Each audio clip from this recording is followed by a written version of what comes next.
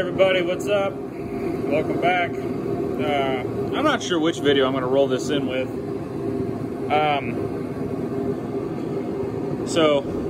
Okay, I got footage, never mind. This night's been hectic, up and down of emotions. Hood's on, as you saw in the last clip that I will now insert previously to this one. The truck runs. Starts up, runs pretty good. It's got some timing. I still have some tuning to do with the timing, but it starts up and runs. I go to start it up to drive it over to the house garage,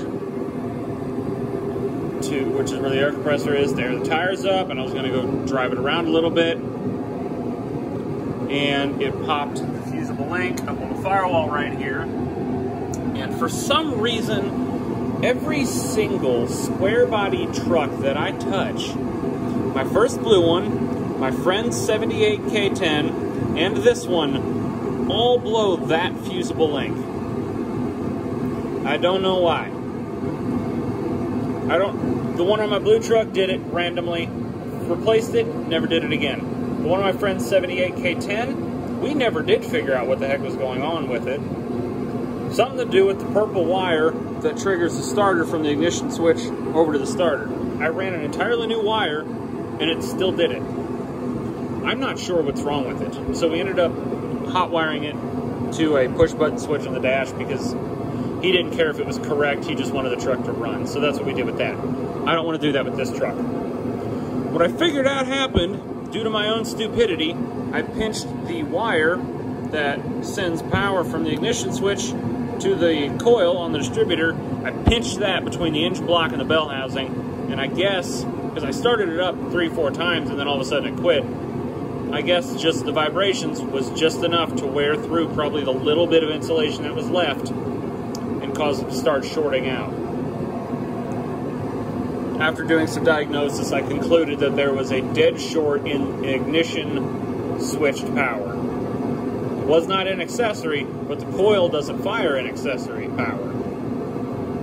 It only fires an ignition power. So, after doing some looking with a flashlight a little bit more, I found that pinched wire, so I'm going to rewire that. I'm just going to tap in right there because it's the easiest spot to get to. Run a new wire over to the coil, tuck it into the Tech Flex there, and we should hopefully be good. Knock on wood.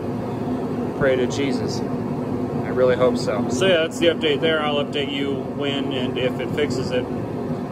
Well, I just took Myrtle on the inaugural test drive, and it runs great. Needs some timing, tuning, but runs great. It leaked probably 2.5 gallons of coolant on a 20-minute drive, so that's fine. I'm not actually sure where it's coming from.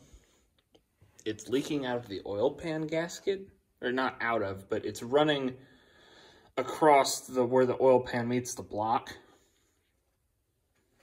So I'm not sure where it's coming from because it doesn't look wet underneath the water pump.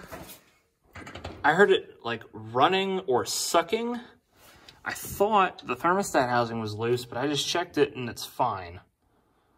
So I don't know if it blew the intake gaskets out and it's dumping coolant into the crankcase, but it's leaking all over the ground.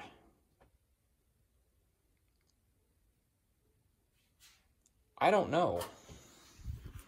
Like, the hoses are fine. The lower one's brand new.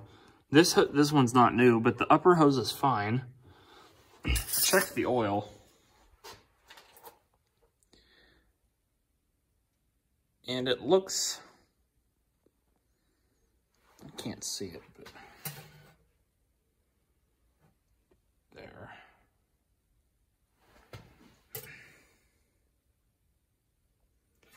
I mean, it looks a little cloudy, but I don't know. I mean, I don't know if I'd call that a major problem. but it very well could be leaking into the crankcase. But it's somehow getting all over the ground. And the oil pan gasket doesn't leak oil, so I'm having a hard time believing that it won't let oil out, but it is letting the coolant in the crankcase out. Also, the oil would be on top, because that's how physics works.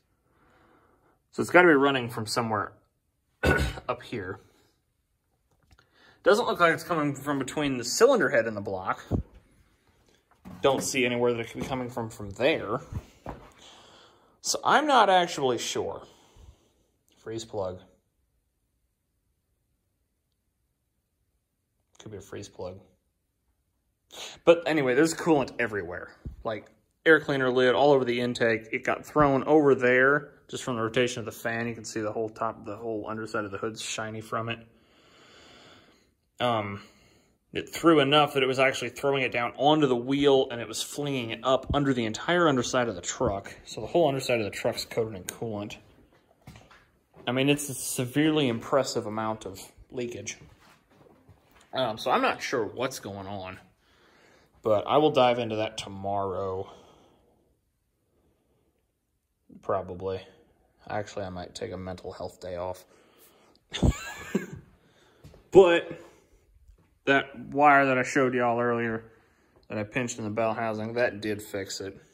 So that's a plus. So I'm going to call it for the night because I'm tired. Maybe I can get to bed. Yeah, it's early enough. I can still get to bed today. So that's going to do it for right now. Thank you for watching. Hope you all like it, and I hope you consider subscribing. Thank you very much. Have a great day.